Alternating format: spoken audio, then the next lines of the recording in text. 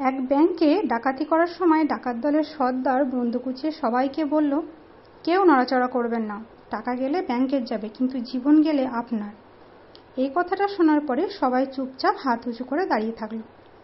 এটাকে বলে mind changing concept, অর্থাৎ মানুষের ব্রেনকে আপনার সুবিধা অনুযায়ী অন্যদিকে ঘুরিয়ে দেওয়া। ব্যাংকের গ্রাহকদের মধ্যে একটা সুন্দর মেয়ে ছিল। সবাই যখন স্ট্যাচু হয়ে দাঁড়িয়ে আছে, তখন এক ডাকাত বারবার ওই সুন্দর মেয়েটির দিকে তাকাচ্ছিল। এটা দেখে ডাকাত দলের সর্দার ওই সাগরেদকে বলল, নিজের কাজে মন দাও, আমরা এখানে শুধু ব্যাংক ডাকাতি করতে এসেছি, অন্য কোনো কিছু না। এই ব্যাপারটাকে বলে বিইং প্রফেশনাল, অর্থাৎ আপনি যেটা করতে এসেছেন সেটাই করবেন, যতই প্রলোভন থাকুক না কেন অন্যদিকে মনোযোগ দেওয়া যাবে না। যখন ডাকাত দল সব কিছু লুট করে তাদের আস্তানায় ফিরে গেল, তখন সর্দারকে এক অল্প বয়স্ক ডাকাত প্রস্তাব দিল, বস চলুন টাকাগুলো গুনে ফেলি। সর্দার তখন মুচকি হেসে বলল, তার কোনো প্রয়োজন নেই, কেননা একটু পরেই টিভি ছাড়লে নিউজ চ্যানেলগুলো বলে দেবে যে আমরা কত টাকা ডাকাতি করেছি। এই ব্যাপারটাকে বলে এক্সপিরিয়েন্স বা অভিজ্ঞতা।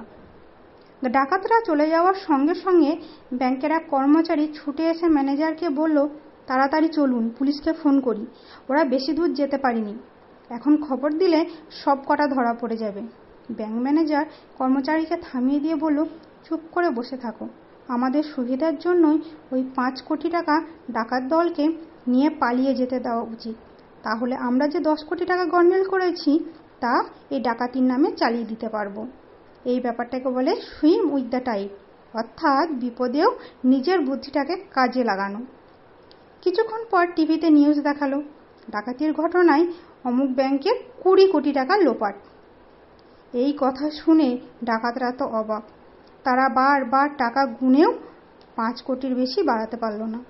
তখন সর্দার রাগের মাথায় নিজের চুল ছিঁড়তে ছিঁড়তে বলল, আমরা আমাদের জীবনের ঝুঁকি নিয়ে এত কষ্ট করে 5 কোটি পেলাম, আর ব্যাংকের ম্যানেজার শুধু তার কলমের এক খোঁচাতেই 15 কোটি টাকা সরিয়ে ফেলল। চোর ডাকাত না হয়ে পড়াশোনাটা করলেই বেশি ভালো হতো। এই ব্যাপারটাকে বলে knowledge is worth as much as gold.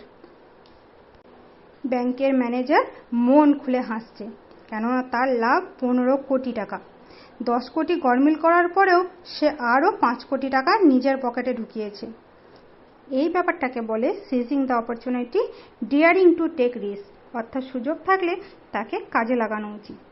সপ্তাহখানিক পরে পুলিশের হাতে ধরা পড়ে গেল ডাকাত দল। ডাকাত সর্দারের দেওয়া তথ্য অনুযায়ী ম্যানেজারও ফেঁসে গেল। আর এটাকে বলে the result of bad deeds is never good, অর্থাৎ খারাপ কাজের ফল কখনো ভালো হয় না।